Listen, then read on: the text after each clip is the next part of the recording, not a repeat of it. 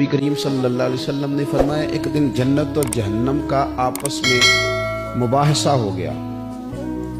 جنت اور جہنم کی آپس میں بحث ہو گئی۔ جہنم کہنے لگی کہ میرے اندر جو لوگ آئیں گے نا وہ بڑے بڑے سردار، بڑے بڑے متکبر، بڑے بڑے جبار، بڑے بڑے لوگ آئیں گے، یہ میری شاید فضیلت ہے۔ جہنم کہہ رہی ہے جہنم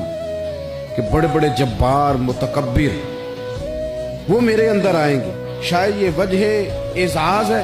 تو جنت نے جواب میں کہا کہ میرے اندر تو غریب اور فقیر لوگ ہی آئیں گے،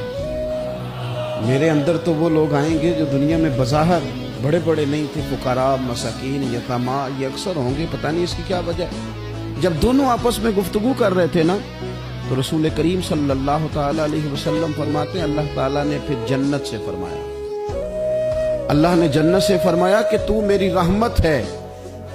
اور میں اپنے بندوں میں سے جس پر رحمت کروں گا نا تیری صورت میں اس پر رحمت کر دوں گا، چونکہ جنت میری رحمت ہے تو میں تیری صورت میں اس پہ رحمت کر دوں گا۔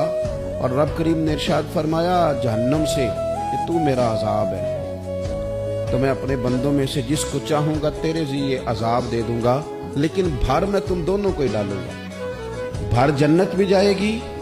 بھر جہنم بھی جائے گی، لیکن جس کو جہنم میں ڈالا جائے گا اس کو اللہ جہنم کے ذریعے عذاب دے گا، اور جس کو جنت میں ڈالا جائے گا